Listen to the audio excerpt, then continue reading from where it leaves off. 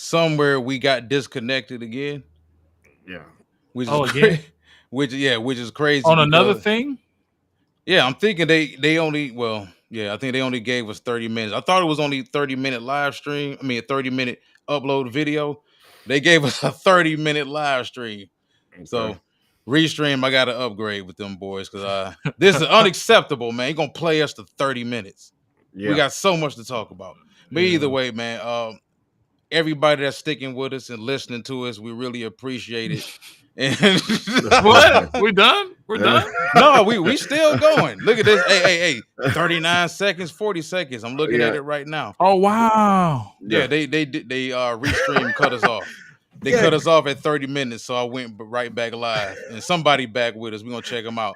But all right, so listen, what about the offensive line? Because I think this may be the biggest scare, I Mm. believe, because if you look at what they have, I believe we have and Lamar dipped out on us. He probably had reception issues. But if you look at the guard position, Hmm. there's some young talent there.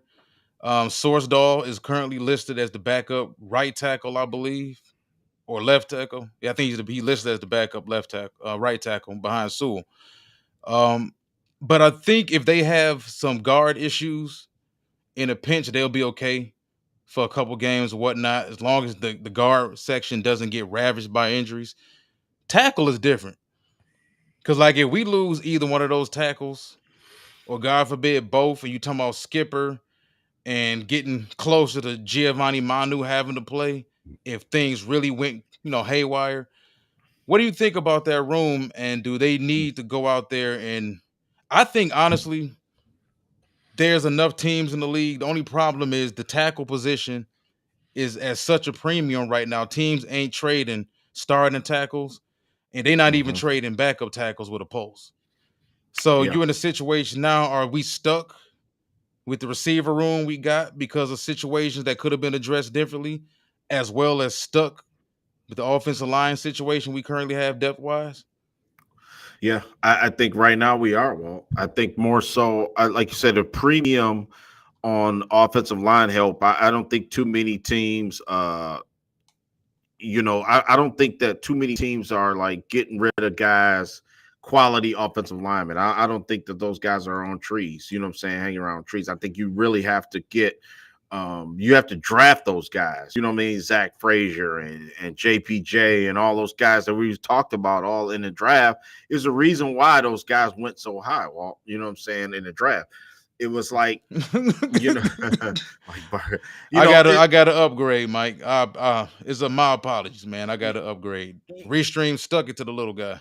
yeah, for me, I'm more worried about the offensive line more so than the receiver situation, to be honest with you. Because, like you said, we can make do with what we have, and we show that we can do that last year. I think JMO is going to be the guy that kind of changes some things for us offensively and put fear in other teams, wheelhouse trying to guard our guys. But yeah, if we get an injury, man, I mean, dude, I mean, Awasika played decent enough last year, but I don't know, Walt, if he's a guy that you want to go the whole season. Like, if we get Lord forbid, if we get somebody out for the season, you know what I'm saying?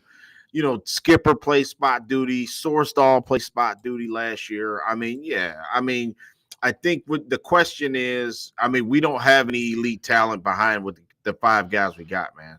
That's the problem. I think so. Hopefully, like you said, and it's going to come a time during the season where um where you have to have a guy play 4 or 5 games for you. You know what I'm saying? That's scary. And Awasika's the only guy like I would kind of trust, because he's the guy. He's a little undersized. He got a little bit of a hands issue too. But yeah, man. And I think we stuck at offensive line, because I don't think you're not gonna get a full-time starter at this point in the season. Well, it's just not gonna happen. You know what I'm saying? Well, Well, Giovanni. what about the young guy? Well, outside of Manu, we talking about Christian Mahogany.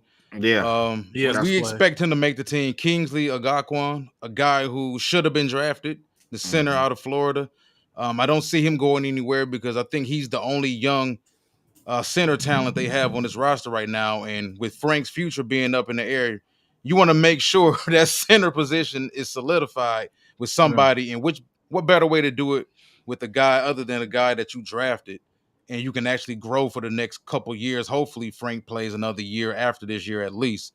But Michael yeah, Neese and, yeah, and hopefully we can get some maturity out of Kobe Sourcedahl. They need somebody in that room to emerge as a player. So, Sourcedahl was interesting because he played like 75 snaps, last game. Like he played all the offense. Like he wasn't coming out.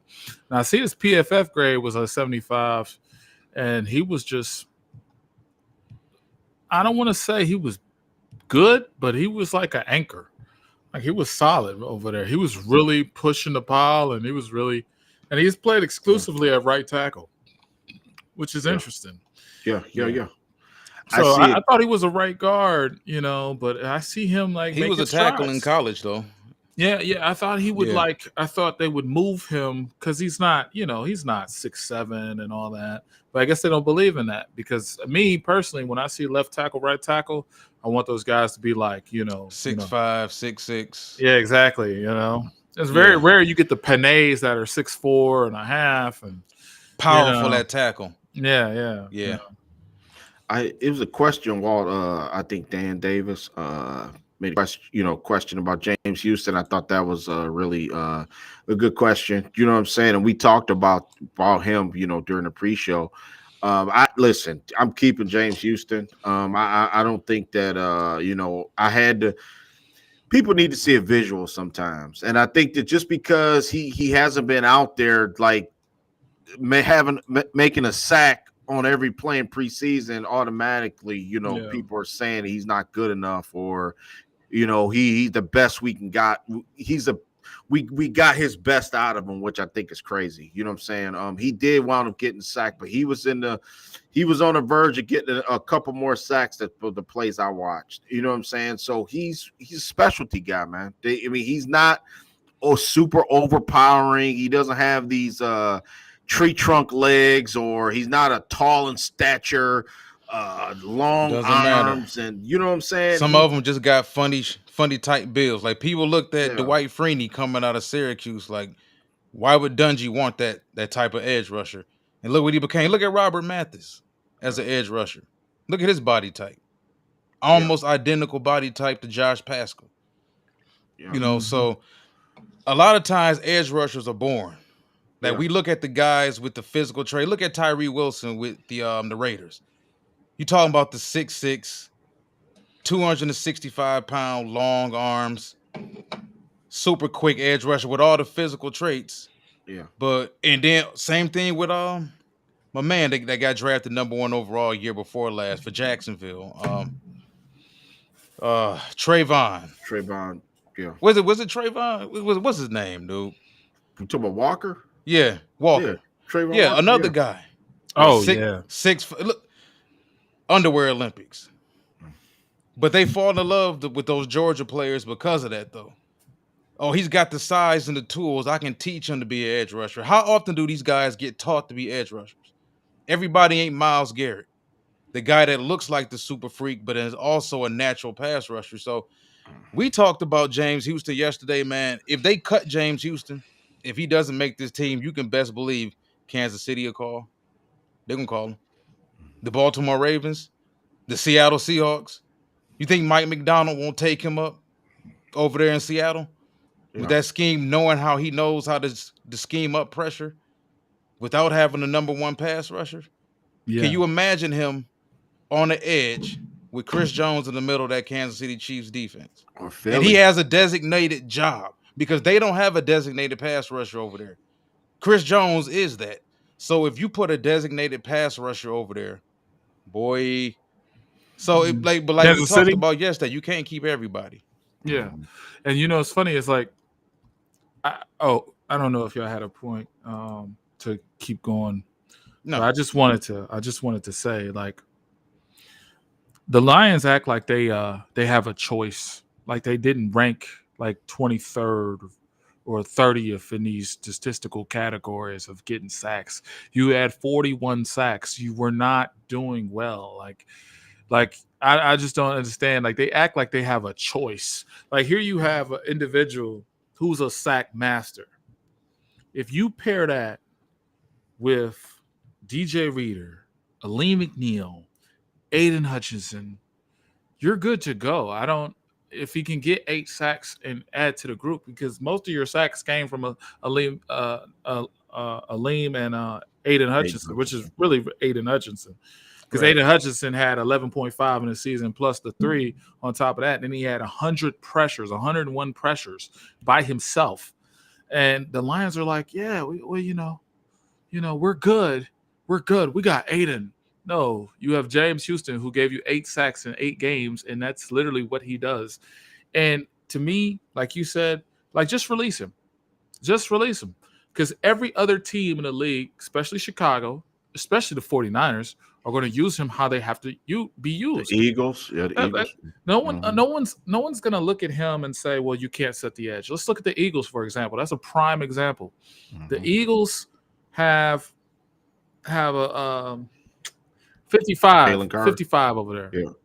Oh, Brandon Graham. Yeah. They have experience with that body type. That 6-foot body type. That's a defensive end. That's small. They've used a wide 9 with him. They use him in the box, off the box. That's the person that needs to train up James Houston. Because since we're so enamored with the 6'7" frame and we want our edges to be long out there, we had Jack Campbell at our edge at one point.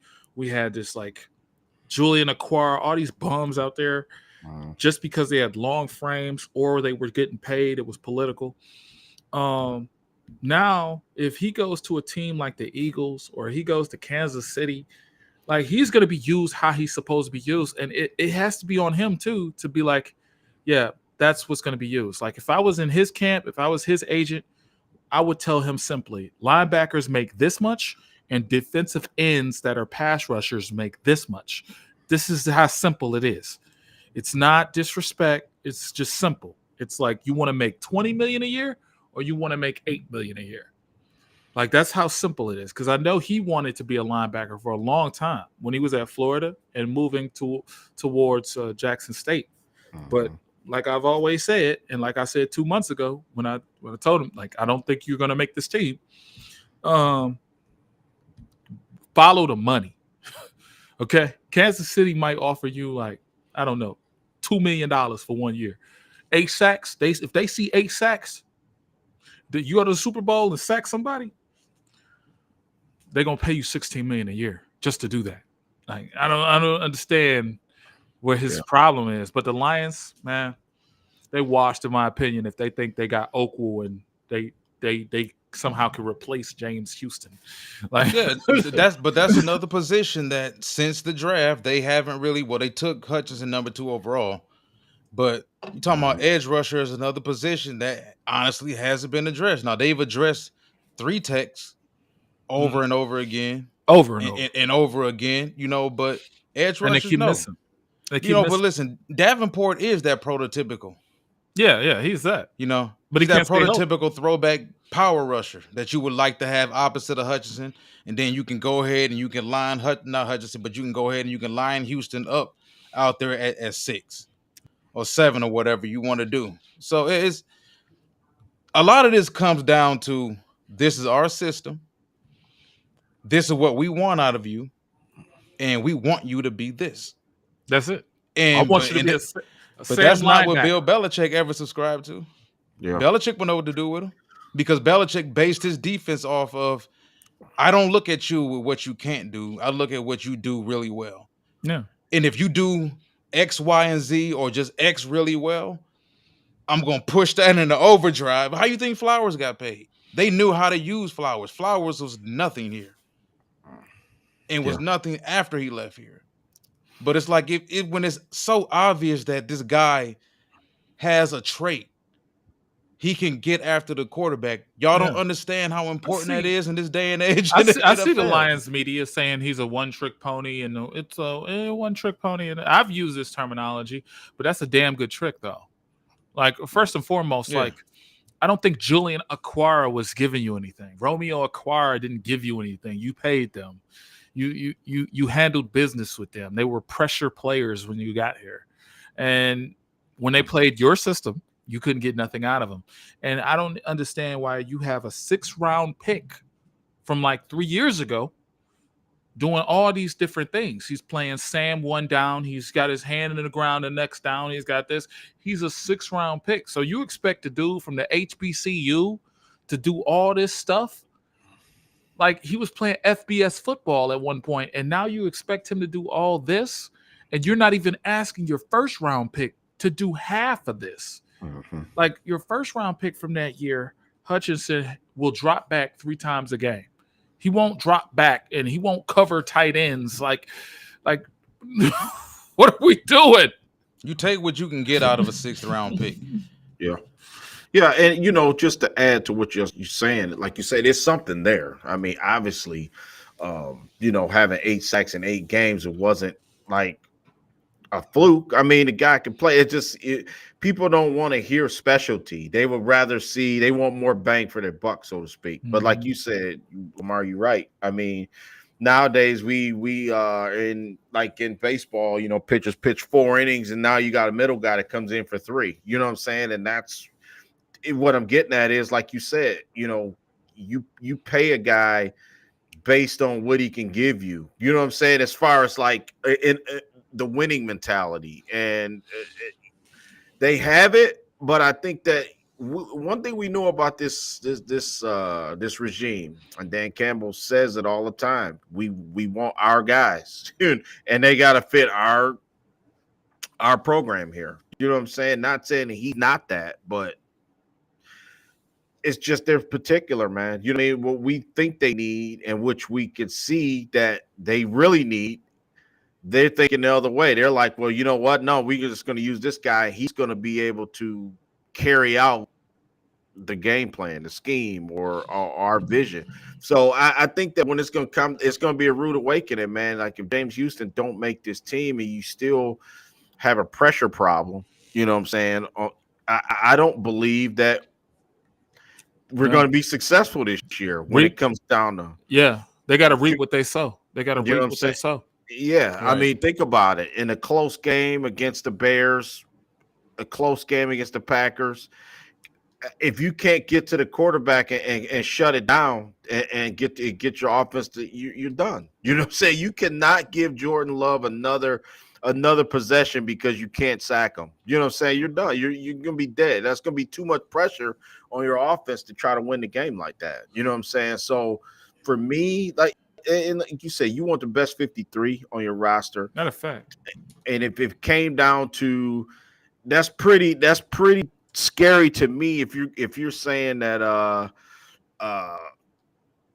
either you're going to take James Houston or a third receiver, I think that's good. That's a hard choice. It might come down to that. Well, it may come down to James Houston and Isaiah Williams. You know what I mean? And it's like, well, damn, why would he even come down to that? You know what I'm saying? Kind of like we need both them guys on the roster, but it might be just one. Yeah. So, his cap hit would be $915,000. So, yeah. And his agent is named Malika Kawhi. Let's reach out to them. We can get a James Houston interview. I'm gonna reach out to them. Whatever he needs, for it. $500 for the hour. I want to reach out to him because this makes no sense. This makes no sense, man. Because we're talking about a guy with 8 sacks just 2 years ago, and then we take him from that. We take him from the D line. We got him guarding Noah Fant against the Seahawks 1-on-1 down the field. And he was picked in the 6th round. Come on, man. That just makes me question Aaron Glenn and question these guys, Dan Campbell and stuff, because they did the same thing with Swift. They put Swift in a position where, they just put Swift in a bad position. That's all. Right. All right. So let's get on to this last topic. We're gonna kill this in less than 10 minutes. We ain't gonna ramble. My bad. None of us. No, I'm saying no, we ain't gonna ramble on this one. We gonna get our points across real quick. Who's the biggest NFC threat to the Lions? The Vikings. Go ahead, Lamar. The Vikings. I'm gonna say Lamar Jackson. Wrong purple team. Nah, Yeah, yeah. You know what? This might sound crazy to y'all. I really believe that I was the toss up for me between the Rams and the Packers. I'm gonna say this right now because we got to play the Packers twice. I'm gonna say Green Bay. I'm gonna say I could see a scenario where the NFC Championship game goes through either Detroit or Green Bay. And wouldn't it be ironic to play the Packers for the NFC Championship? I just believe that's it can happen that way. I love the Rams. I mean, by the way, I think the Rams are a damn good football team, man. And now you got San Francisco, a guy, San Francisco, a guy like Matthew Stafford. Sorry, it's San Francisco. That's just more seasoned. He just looks like a different guy out there, like with way more confidence. The weight of the world's not on his shoulders anymore. He can win a Super Bowl. We've seen that, with a damn good. They took Jared Verse and they took Braden Fisk. They did a damn good job in the draft. I love the Rams. So I'm gonna say, having said all that, I'm gonna say the Packers only because we got to play them twice. And Jordan Love is a monster, man. I believe everything I've seen with Jordan Love. I think that Green Bay may have probably just as talented roster as the Lions. They might be better than the Lions, to be honest with you. You know what I'm saying? And it may come down to Jordan Love and Jared Goff just dueling each other out. So to me, I'm gonna say the Packers. Yeah. I got the Vikings because Sam Darnold, I believe it's second year in that system. Sam Darnold, I don't know if y'all seen Sam Darnold, but he don't look bad. He don't look like Sam. And obviously that system that West Coast work with half the field, that Bill Walsh type of system that's morphed over the years to the Kyle Shanahan way. That is, man, I'm telling you, because they're coming for you. Because with a backup quarterback, with Mullins, they have 400 yards against us. I don't care about no Terrion Arnold or no Rakestraw. If they wide receiver is the best in the league and have 400 yards and lost a game by 3, like this is like you just need a capable quarterback. You need someone with a pulse. Like they had Josh Dobbs. They had like 4 quarterbacks last year. Yeah. But now Man, I'm just saying, Vikings ain't no threat, man. they They ain't okay. no threat in the NFC. Keep saying man. okay. You don't believe that. No. You don't believe that. The Falcons are gonna be good too. I really like Kirk. Kirk gonna put up some numbers. You know, in the NFC North, right? He talking No, about I'm the talking North? about the NFC. Oh, the top? Yeah. I thought you was talking about the North. Okay, San Francisco. They ain't the biggest threat to us in the North neither, though. Yes, they is. What? Oh, man, listen. Vikings gonna steal one. Vikings Man, gonna listen. steal one, bro. I got the Rams, and I got the Rams for a couple reasons.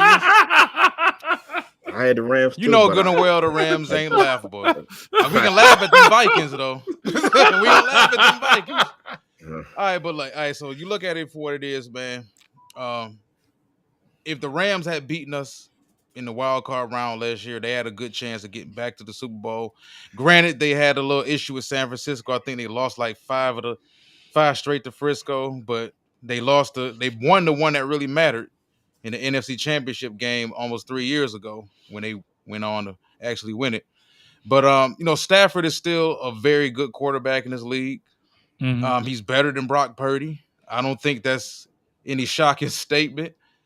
You're talking about Puka Nacua. You're talking about Cooper Kupp. You're talking about Blake Corum. You got a stable of running backs now. They made some upgrades in the offensive line, and they are going to rush the passer. Do they have an Aaron Donald in the middle of that defense anymore? No. But that front 7 is young and potentially dominant. They got some safeties back there too as well. I personally think San Francisco is still going to be a good football team. Mm-hmm. But at the end of the day, nobody's window stays open forever. And you look at the issues Frisco been having this offseason. We've been the quietest team in the NFC. Dallas been noisy. Like I said, Frisco been noisy. The Eagles been noisy, but they've been noisy for a different reason because they've been loading up on names. Like they don't care. But I do think Frisco's going to take a step back this year. Some of their best players are getting kind of up in age also. You're talking about guys wanting to get paid. This is still an offense that's completely built around a running back. I think that's kind of an outdated outlook on football. Mm-hmm. when it comes to like long-term success. It works for some teams, but it only works for so long. Mm-hmm. And Green Bay is a hell of a football team. I think they're going to be really good. Atlanta is a situation where you're talking about Kirk Cousins being potentially placed in the best situation overall as a roster he's ever been placed in, but he's also getting up in age, coming off an ACL injury. Could Penix wind up being a starter by midseason or something? We don't know, but that's a loaded, talented football team right there. But all things, good things have to come to an end. And if you don't capitalize, how many teams get that many bites at the apple? 2 Super Bowl losses. You gonna go back again, lose again? Yeah. Before Choke the it away. how long before the NFL catches up to you? And I think Detroit is caught up to a lot of these teams in the NFC who haven't maximized their window. So, Yeah. like I said, to me, I think it's the Rams. We play the Rams week 1. I think the Rams have a good chance of winning between 10 to 12 games, honestly, in that division. I think they're better than Arizona. I think Seattle's going to take a step back, even though they're going to be really good defensively. But the Eagles, we expect the Eagles based off of cachet and the names they have to be really good, a really good team. But look what happened last year. How much changed? Sirianni's still there. So it's like, if you're being honest, Detroit has had the quietest offseason. Everybody got paid. Nobody's disgruntled. The coaches are back. The system is still in place. Yeah. J-Mo And baller. yeah, we Yeah. expect JMO to ascend. So yeah, I got the Rams, man. Yep. Yep. So we got Rams, we got Packers, and then Lamar going Vikings. You stand on that, Lamar? Biggest threat in the You NFC. stand- NFC North. The Bigger biggest than the threat in Packers NFC and the North. Bears. Packers ain't nobody, bro. They paid a quarterback for 8 games. I just feel like the North. I don't know, man. The Vikings, man. They look. They had some They don't quit. tragedies. They had a lot of stuff happen that they can play for. Oh, But he going. They gonna pull the Rudy card. Don't they're they? gonna pull the Rudy card or something like they can't They gonna be the completely go in darling the of the dunk. NFL, huh? Yeah.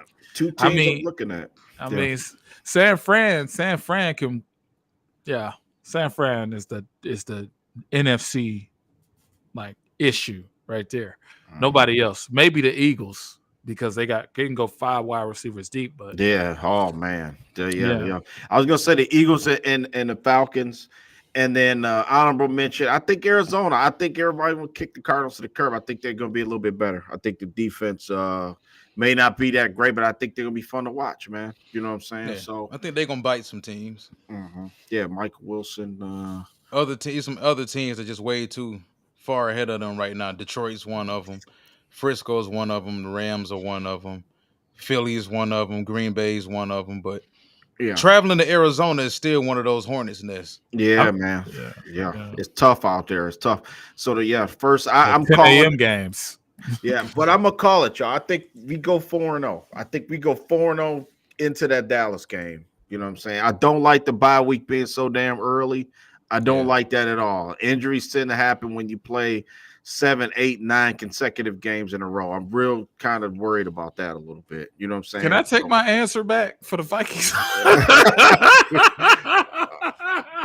I knew you ain't mean that. Yeah, yeah. This man played the Skip Bayless card. Cut the video. Cut it out. Yeah, man. Let's get ready to get up out of here, man. Yeah, man. Lamar, thank you, man, for coming on. Dude, you like part of the whole entity of this show, man. We appreciate you every time, you know what I'm saying, you take time out. Shout out your podcast, man. It's great too, by the way, y'all. It's great. Thank you, man. Spirit of Detroit podcast, man. You can find me on YouTube.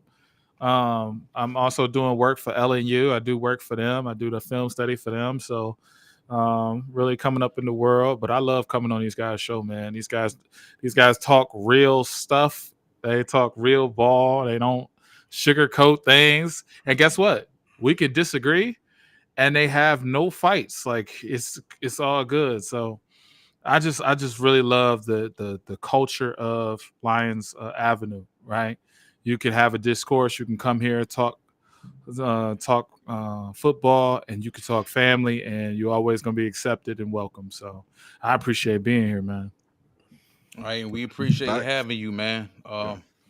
Lions Avenue, We are back for the 2024 season. See y'all next week.